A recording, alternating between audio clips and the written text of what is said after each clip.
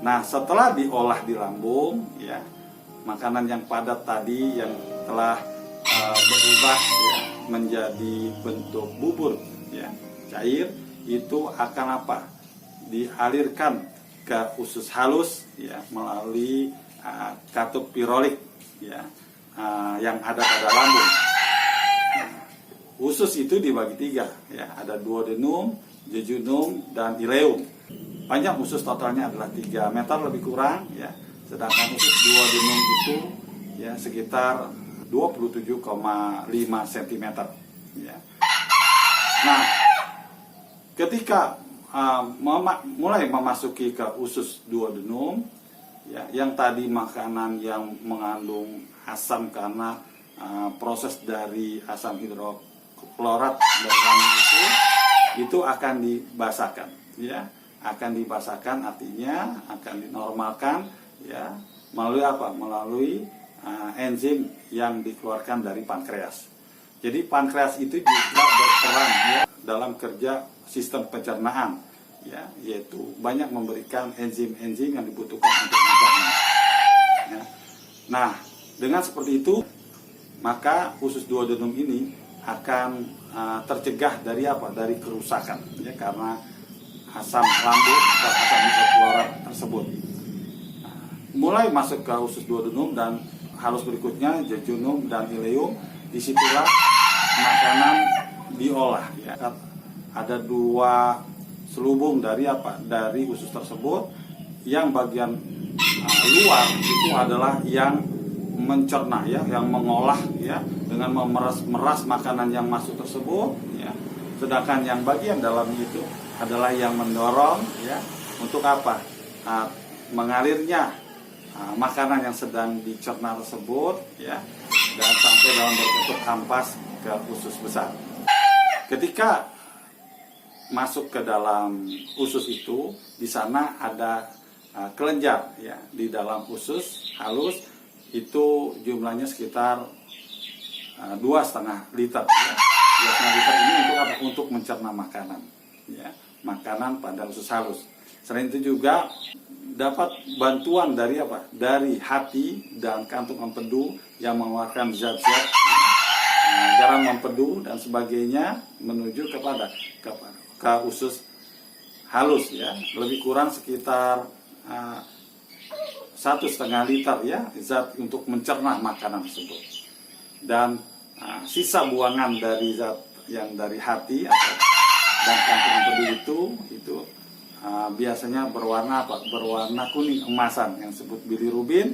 Itulah yang kenapa feses manusia itu warnanya berubah menjadi kuning keemasan, ya.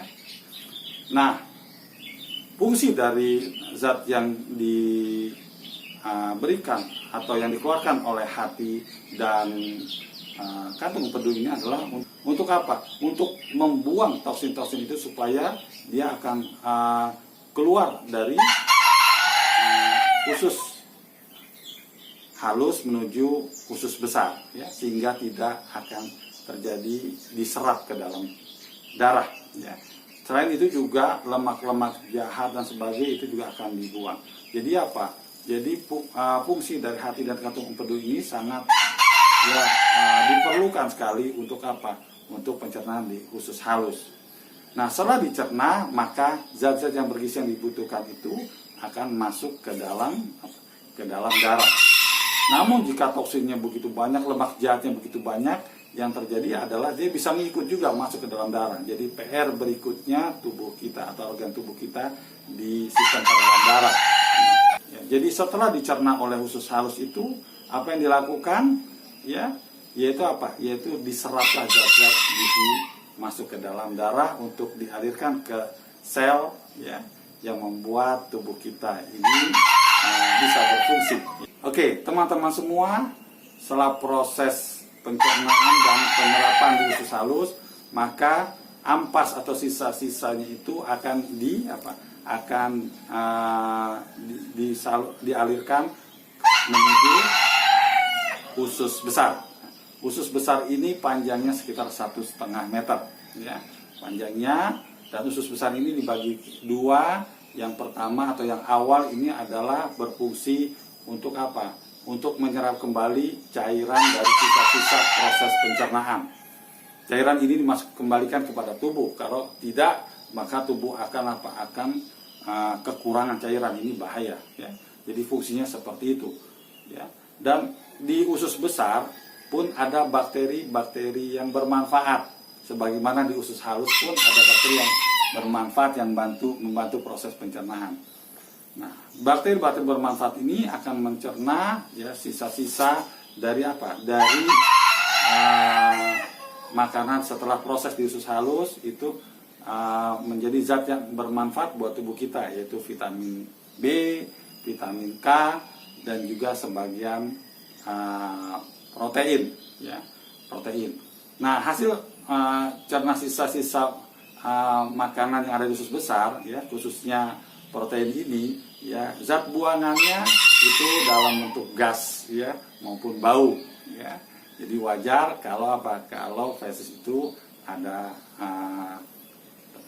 bau, ya, gitu. Tapi kalau bau yang sangat ini justru masalah lain, ya, masalah ada penyakit di usus besar, ya, pasti bau dan juga gas, ya, sekitar 2 liter gas itu diproduksi dalam setiap harinya.